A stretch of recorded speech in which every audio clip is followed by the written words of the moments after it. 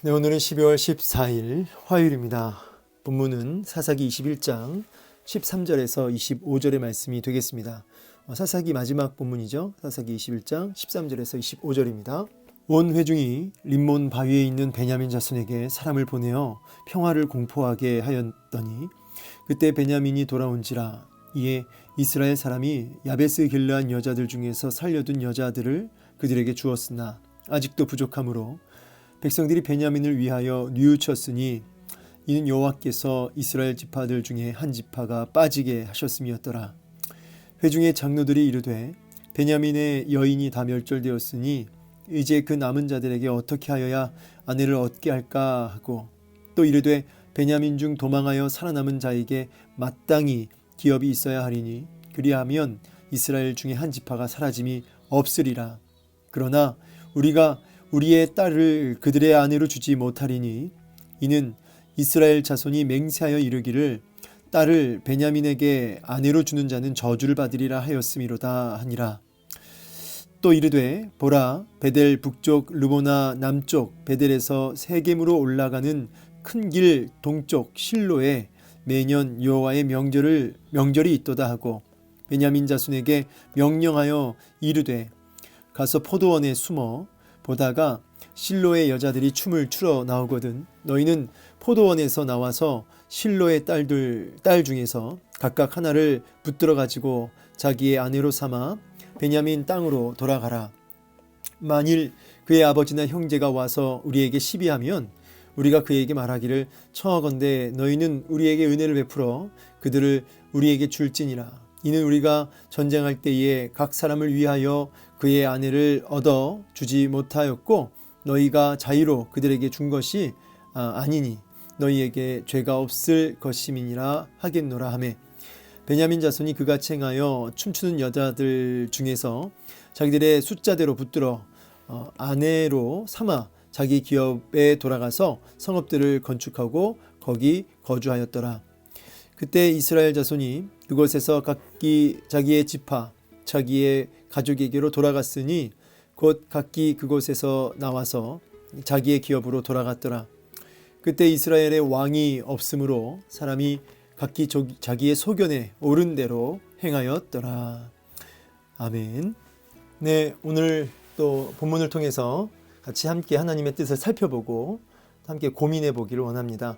본문 한 절씩 그 의미를 이제 간단하게 설명해 드리고 우리에게 적용해야 할 본문이 메시지가 무엇인지를 함께 또 살펴보겠습니다. 오늘 이제 13절 이렇게 시작합니다. 온 회중이 림몬 바위에 있는 베냐민 자손에게 사람을 보냈다. 여기서 말하는 온 회중은 이제 베냐민 지파를 제외한 나머지 11지파겠죠. 이스라엘 사람들이 이제 베냐민 자손 그러니까 남아 있는 그 600명 군사들에게 간 거죠. 평화를 공포했다 이렇게 얘기하죠. 평화를 공포했다 이 말은 이제 안 죽이겠다. 너희들 600명 너무 두려워하지 말고 이제 나와라. 이렇게 이제 평화를 공포했다는 의미는 이제 학살하지 않겠다라는 의미로 이해하시면 되겠습니다. 그러면서 그때 베냐민이 돌아온지라 이제 나온 거죠. 믿고 나온 겁니다.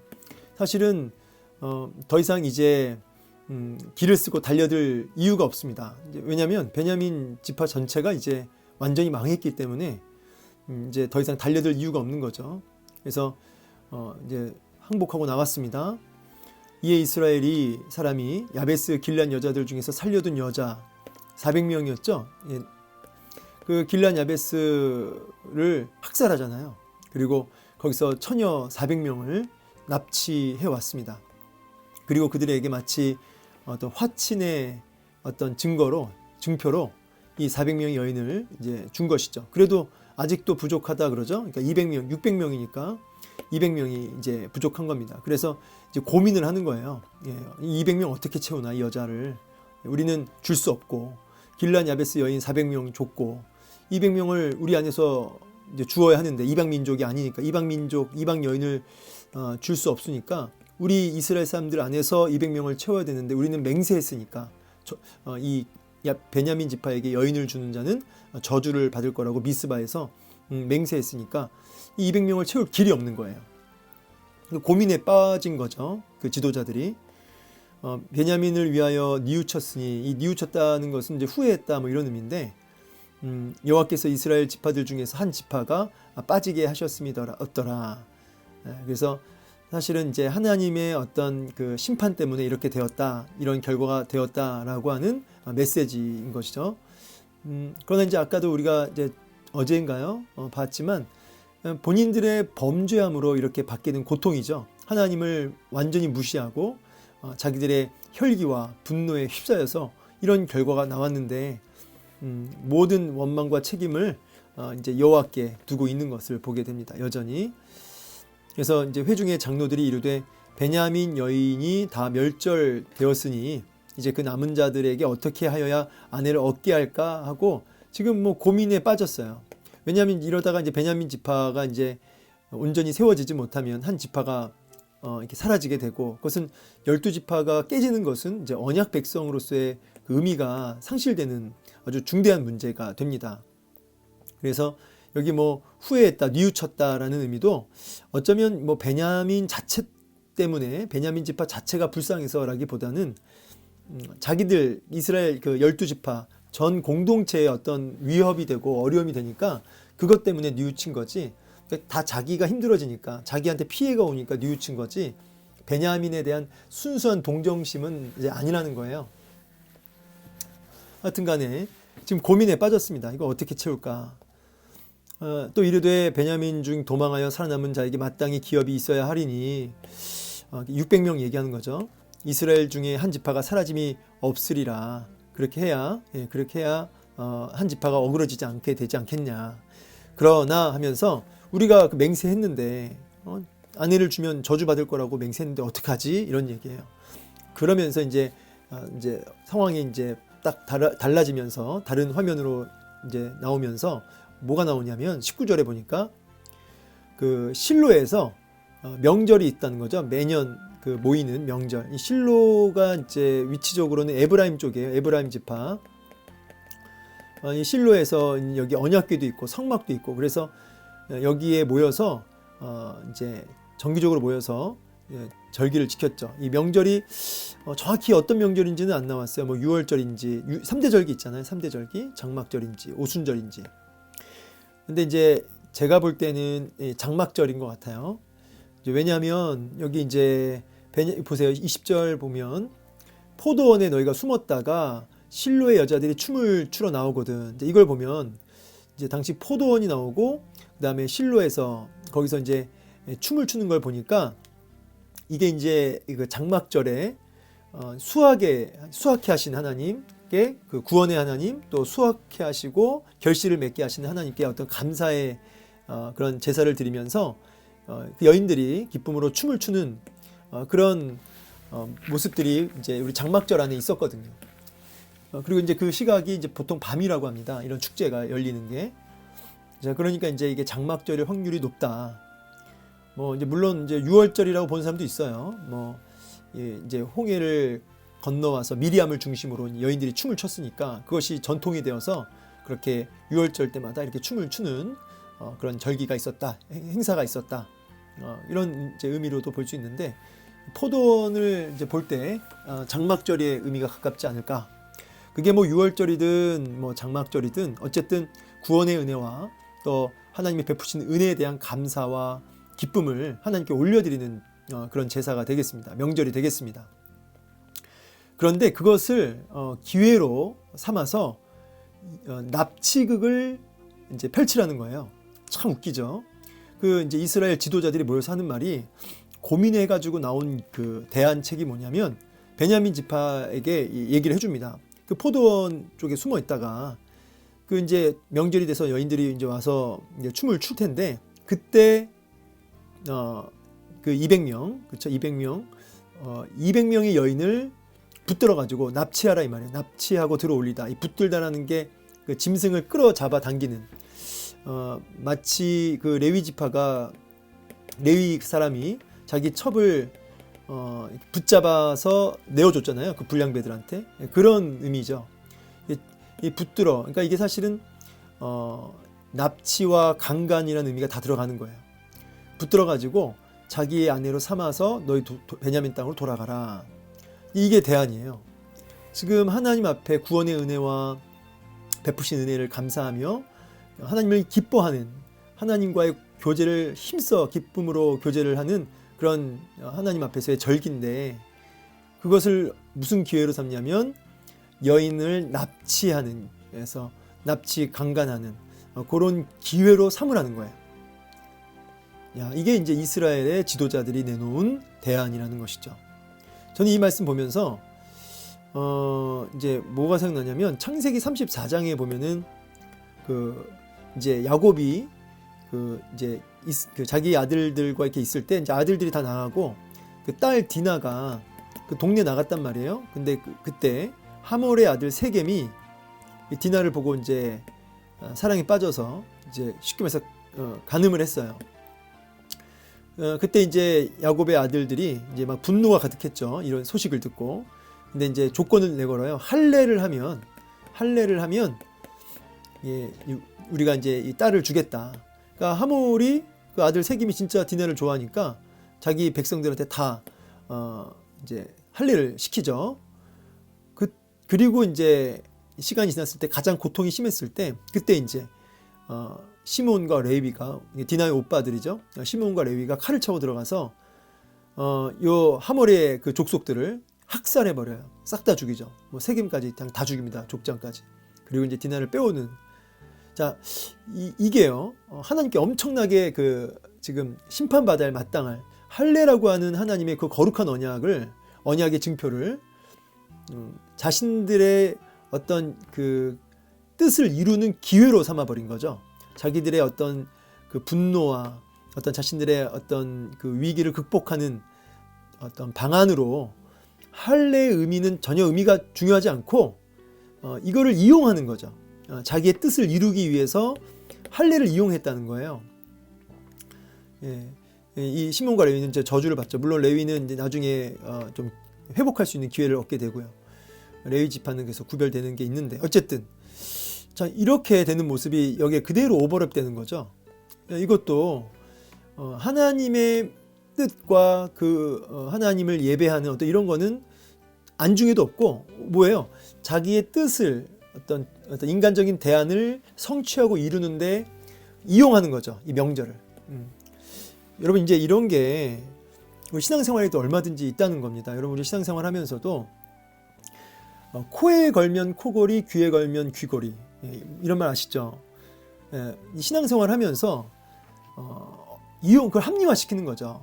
하나님의 뜻을 하나님의 어떤 빙자하여 자기들의 뜻을 자기들의 어떤 목적을 이루기 위해서 하나님 앞에 예배하고 하나님 앞에 올려드려야 할 그런 모든 그 삶의 예배나 이런 모든 것들을 이용하는 거죠. 종교 이런 거를 이용해서 자신들의 욕심을 이루는 이제 역사적으로 보면 면죄부 같은 것도 다 그런 거지 않습니까? 그럼 어떠세요? 우리가 이렇게까지는 아니어도 우리 삶 속에 크고 작은 어떤 모습 속에서 정말 그 예배 본연의 의미는 상실한 채 자기의 어떤 욕심과 뜻을 이루기 위해서 우리가 신앙생활을 하는 경우가 있지 않느냐. 그래서 제가 여기다가 이제 제가 풋노트 달았지만 행복과 영광. 여러분 우리가 우리의 어떤 뜻을 이루며 내 꿈을 성취하며 어떤 행복을 위해서 신앙생활을 하는 경우가 얼마나 많아요. 그렇죠? 그리고 또 실제로 메시지 중에서 행복에 대한 주제를 가지고 성도들에게 메시지를 전하는 경우도 얼마든지 한국교회 가운데 많이 있죠. 그런데 하나님의 영광이나 하나님의 뜻, 어떤 거룩 이런 것들은 사실은 내 행복을 위한 어떤 수단이나 도구가 되는 경우가 이제 있는 거죠. 이걸 언제든지 이용할 수 있는 거죠. 하나님 영광을 위해서라고 하면서 실제로는 어떤 자기의 행복을 뜻을 이루는. 제가 여기 녹화하면서 큐티하면서 얘기했는지 모르겠지만 여러분의 사업이 잘 되는 것과 하나님께 영광이 전혀 관계가 없을 수 있다는 거예요. 연결될 수도 있지만 안 될 수도 있고 우리가 하나님 영광을 위해서 아님 내 사업 잘 되게 해주세요 라는 기도 안에는 사실은 이런 의미들이 담겨져 있는 거죠. 명절을 이용해서 자기의 뜻을 이루는. 여러분 그렇게 할 게 아니고요. 늘 얘기하잖아요. 지금 그 자리에서 바로 지금 이 순간 여러분의 죄악을 끊어내고 하나님을 경외함으로, 그리고 하나님 말씀에 순종하고 하나님을 그 자리에서 높여 찬송하고 하나님을 입으로 고백하고 그 말씀 앞에 순종하는 이런 것이 영광이지, 하나님을 두려워하는 것이 영광이지, 내가 원하는 어떤 것이 이루어지기 위해서 하나님 영광을 자꾸 갖다 붙이고 자꾸 포장하는 이런 일들이 있으면 안 된다는 거죠. 자, 그러면서 제가 여기 사울과 다윗을 비교했는데, 이제 사울 왕 같은 경우도 있고 다윗 왕도 있는데, 사실 인간적으로 보면은 사울 왕은 굉장히 즉흥적인 사람이에요. 감정적이고. 근데 다윗 왕은 제가 봤을 때 그 우리아의 아내 그 밧세바 범할 때도 보면 아주 단계적이고 아주 치밀하게 사람을 이렇게 죽이고 간음하고 이런 모습 보게 돼요. 사울 왕은 굉장히 감정적으로 행동하고, 뭐 이제 그 한 단면만 얘기 갖고는 다 얘기할 수 없지만 어쨌든 인간적으로 사울 왕이 다윗보다 못하지 않고요. 다윗이 사울보다 나은 게 별로 없어요. 그런데도 불구하고 사울은 하나님 앞에 참 아닌, 그렇죠? 하나님을 대적하는 그런 인물로 나오고 하나님 마음에 합한 사람이 다윗으로 나왔다는 거죠. 그 이유가 뭔지 아십니까? 그 이유가 뭐 여러 가지가 있어요, 물론. 근데 이제 한 가지는 본문과 연결해서, 한 가지는 결정적인 순간에 하나님 뜻 앞에 무릎을 꿇는다는 거죠. 그러니까 어떤 자기의 행복이나 자기의 성공이나 이런 거에 휘둘리지 않고 하나님을 정말 두려워하는 이 마음이 다윗에게 있었다는 거예요. 그 긴박하고 위급하고 그 두려운 순간에 하나님을 찾는 모습을 다윗을 통해 보게 되는 거죠. 사울은 긴급하고 위급한 순간에 자기 살 길을 찾는데 다윗은 하나님을 찾죠. 이게 이제 결정적 차이예요. 그러니까 이제 이게 믿음이 이제 있고 없고의 차이이기도 한데요. 정말 위급할 때 진짜와 가짜가 이제 구분되는 거죠.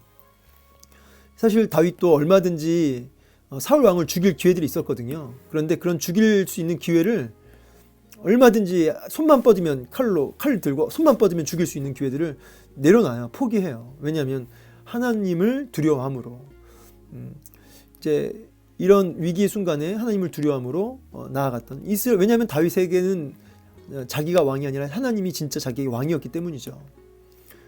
사울은 하나님이 왕이라고 말은 해놓고 사실 누가 왕이에요? 자기가 왕이었기 때문이죠. 이게 결정적 차이라고 할 수 있습니다. 자, 이 부분이 연결되는 거예요. 그러니까 여러분, 우리가 겉모습은 다 성도인데 근데 사울 왕일 수 있는 거죠. 얼마든지 하나님 나의 왕입니다. 왕이신 나의 하나님, 내가 주를 높이고 하면서 찬양도 부르고 예배도 안 빠지고 드리지만 결정적 순간에 내 살 길 찾고 내 욕심과 뜻을 이루기 위해서 얼마든지 코에 걸면 코걸이, 귀에 걸면 귀걸이 식으로 하나님 영광 할 수 있는 거예요. 아닌 거죠. 그래서 하나님의 뜻 앞에 정말 우리가 그 긴박하고 그 결정적인 순간에 하나님 뜻 앞에 무릎 꿇을 수 있어야 된다는 거죠. 자, 이렇게 베냐민 지파에게 지도자들이 공식적으로 납치와 간음을 할 수 있게 해줍니다. 사실 생각해보면 베냐민 지파가 이렇게 지금 전쟁까지 하게 된 게, 여러분 어떻게 보면 이 성폭행이잖아요. 그런데 지금 이스라엘 지도자들이 내놓은 대안이 이거예요. 이거 하라는 거예요. 참 이게 죄악이 만연하다. 그냥 죄악이 그냥 가득하다. 그게 일상이죠. 이게 문제가 안 된다는 거예요. 제가 무슨 생각이 드냐면, 오늘날 그 노아의 때, 말세가 되면 노아의 때와 같다 그러죠. 그러니까 양심이 점점점 타락하는 거예요. 근데 그게 뭐냐면 자연스러운 거죠. 모두가 그렇게 사니까. 오히려 모두가 그렇게 사는데 그렇게 안 사는 게 뭐예요? 부자연스럽고 이상한 거죠. 예를 들자면 뭐 동성애 같은 것도 그렇고, 뭐 하나만 예를 들자면, 그러니까 이 시대가 다 문제시 안 삼는 이제 그런 것들이 이제 점점점 뭐냐면 성경에는 완전히 역행하는 것들이 많은 거죠. 그런 문화들, 그런 가치관들, 그런 생각들이 성경과 점점 멀어지고 있는 건데, 그게 자연스럽고 모두가 그걸 추구하고 따라가니까 그게 아무 문제가 안 되는, 그게 이제 노아의 때와 같은 거거든요. 이게 말세의 특징입니다. 지금 이 지도자들이 내놓은 대안이 이게 가당키는 합니까? 근데 이게 뭐냐면 문제가 안 되는 거죠. 이게 회개거리가 안 되는 거죠. 하나님 앞에 정말 눈물로 회개할 거리가 안 되고 괜찮은 거가 되는 거예요. 문제가 안 되는 거죠. 그러니까 여러분, 우리가 요즘 회개가 왜 안 나오는지 아십니까? 예배 시간에 잠을 쿨쿨 자고도 회개가 안 나오고 우리가 깨어 기도하지 않아도 전혀 회개가 안 나오고 왜 그런지 아세요? 다 그러니까요. 모두가 그렇게 사니까요. 모두가 그렇게 사니까 눈물로 회개하지 않고 기도하지 않고 말씀 앞에 자기를 정말 내려놓지 못하고 근데 다 그렇게 살아요. 모두가 적당히 예배드리고 적당히 신앙생활하고 모두가 그냥 그렇게 어느 정도 유지하는 거죠. 다들 뭐 뜨겁게 기도할 필요도 없는 거고 예배 시간 뭐 잠을 자도 되는 거고 뭐 그러니까 우리가 하나님 앞에 무감각해졌다는 거죠. 위기 의식을 잃어버리고 영적 위기 의식을 못 느끼는 거죠. 그러니까 뭐가 없어요. 회개가 없는 거죠. 그러니까 죄에 대한 분별력이 사라지고 세상의 그 타락된 문화 속에 잘 섞여 있다 보니까 무감각해지면서 위기 의식을 못 느끼고 그게 아무 문제 없는 것처럼 그냥 죄를 벌컥벌컥 짓는 거죠. 덜컥덜컥 짓는 거죠. 아무 문제 없이 두려움 없이. 그러니까 뭐라고 하냐면 아예 그 말도 넣어줘요. 만약에 납치했는데 그 납치한 여자의 아빠나 그 형제들이 오빠들이 와가지고 막 시비 걸면은 얘기하라는 거예요. 말까지 알려줍니다. 너 맹세 너희가 일부러 준 게 아니라 뺏어간 거니까 죄가 없지 않냐. 죄가 없긴 뭐 없습니까? 예? 죄가 없을 것임이니라. 이거 누구 생각이에요? 자기들 생각이죠. 예, 죄가 없는 거는 니들 생각이다. 진짜 제가 이렇게 말하고 싶어요. 예, 죄가 있는 거죠. 그러니까 이게 여러분 오늘날의 이런 관념이에요. 죄가 없을 것임이라. 그러니까 죄라고 생각을 안 해요. 예, 죄인데 죄가 아니라고 생각해요. 이게 문제라고요. 여러분 그게 죄라고요. 그런데 모두가 그렇게 살아가니까 죄가 아닌 거가 돼버렸어요. 근데 그거는 하나님 말씀이 기준이 아니니까 그런 거죠. 하나님이 왕이 아니니까 그런 거죠. 죄가 없을 것임이니라 안심해라. 이게 진짜 무서운 겁니다. 그러면서 이제 납치를 이제 자행하게 되고 이제 일 해결 깔끔하게 잘 됐다 해가지고 다 돌아가요. 역시 우리는 일을 잘 처리했어 하면서 깔끔하게 이제 다 자기 집으로 갑니다. 그러면서 결론이 뭐냐면 이게 다 왕이었기 때문이다. 왕이 왜 없습니까? 하나님이 왕이시지. 그런데 하나님을 왕으로 인정하지 않고 다 자기의 정욕과 자기의 분노와 쾌락을 쫓아 자기 감정을 쫓아 자기 생각을 쫓아 살아가는 자기가 왕인 시대다라고 딱 결론 짓습니다. 오늘 이제 말씀을 통해서 이제 결론을 좀 이렇게 내리고 싶어요. 저는 오늘 이 단어 죄가 없을 것임이니라 이 단어를 좀 명심하시면서 이 시대가 이렇게 얘기한다고요. 때로는 어쩌면 교회에서도 그렇게 얘기할 수 있죠. 한국 교회에서 그건 문제 없다는 식으로. 그러나 세상이든 그것이 어떤 교회든 간에 여러분 죄가 없을 것임이니라 평안하라 안심하라 속지 마시라고요. 성경에서 아니라고 얘기하면 아닌 건데 자꾸 이 세상 문화와 가치관과 이런 게 복음이 이게 잘 비벼져 가지고 희석됐다는 거예요. 그래서 이제 위기 의식 없이 두려움 없이 이렇게 죄를 짓는 부분에 대해서 우리가 속지 말자. 제가 이제 여기 고린도후서 9장에서 이제 11절, 7장 9절 11절 이 말씀 좀 읽어보고 마치려고 하는데 무슨 말씀을 드리고 싶냐면 여기 지금 대안을 막 고민하잖아요. 어떻게 그 200명 여자 채울까? 200명 여자를 어떻게 채울까? 하고 고민을 그 이스라엘 백성 그 지도자들이 합니다. 어떻게 하지? 해서 나온 대안이 19절부터 납치극이잖아요. 근데 제가 무슨 생각하냐면 그런 고민하지 말라는 거예요. 그런 고민. 여러분 이 시대는 고민을 해야 할 고민을 하지 않고 하지 말아야 할 고민을 하는 시대. 이게 문제라는 거죠. 고린도서 7장 9절 11절 제가 좋아하는 본문인데 아마 얘기를 여러 번 했습니다. 읽어드릴게요. 내가 지금 기뻐함은 너희로 근심하게 한 까닭이 아니요 도리어 너희가 근심함으로 회개함에 이른 까닭이라. 너희가 하나님의 뜻대로 근심하게 된 것은 우리에게서 아무 해도 받지 않게 하려 함이라. 그러면서 10절 하나님의 뜻대로 하는 근심은 후회할 것이 없는 구원에 이르게 하는 회개를 이루는 것이요 세상 근심은 사망을 이루는 것이니라. 보라 하나님의 뜻대로 하게 된 이 근심이 너희를 얼마나 간절하게 하며 얼마나 변증하게 하며 얼마나 분하게 하며 얼마나 두렵게 하며 얼마나 사모하게 하며 얼마나 열심 있게 하며 얼마나 벌하게 하였는가. 너희가 그 일에 대하여 일체 너희 자신을 깨끗함으로 나타내었느니라. 그러니까 하나님 뜻을 놓고 고민하고 근심하니까 회개가 터지고 하나님을 향한 열심이 터지고 자기를 정결하게 하고 이런 일이 벌어진다는 있는 거죠. 그러나 세상 근심, 세상 고민 하면 할수록 사망을 이룬다. 이렇게 말씀을 하고 계십니다. 그래서 해야 할 고민이 있고 하지 말아야 할 고민이 있는 거죠. 그렇다고 여러분 뭐 돈 버는 일에 뭐 고민하지 말아라. 그 뜻은 아니에요. 우리가 먹고 살고 일할 때 고민해야죠. 그러나 거기에 함몰되는 게 문제예요. 그래서 우리가 의지적으로도 하나님 뜻을 향한 고민이 있어야죠. 고민. 예, 고민하라. 예, 고민하는 신앙인. 예, 세상은 하나님 뜻을 고민하지 못하게. 왜요? 이 땅에 고민거리가 많으니까. 이 땅 고민거리, 인간적인 고민거리가 많게 만들어서 영적인 진짜 해야 할 고민은 하지 못하게 만드는 거죠. 이것이 하나님 기뻐하시는 일일까? 이게 죄인가? 이게 정말 나는 정말 구원 받았는가? 정말 나는 하나님 앞에 깨어 있는가? 하나님 성경 말씀 이 뜻은 무엇인가? 이런 어떤 고민은 못하게 하고 온통 세상 고민과 세상 문제에 그냥 머리가 지끈지끈하게 만드는 거죠. 이게 속는 거예요. 그래서 하나님 뜻대로 하는 근심이 너를 살린다. 회개가 없는 이유 간단해요. 하지 말아야 할 고민에 함몰되어 있고 해야 할 고민을 하지 않기 때문인 거죠. 그래서 저는 이 지정의, 지식, 가장 먼저 지식. 하나님 말씀을 고민하셔야 돼요. 오늘 이 시간 이 큐티도 그런 거죠. 고민하자는 거죠. 하나님 뜻을 고민하자는 거죠. 그래서 배우셔야 됩니다. 성경을 공부하셔야 돼요.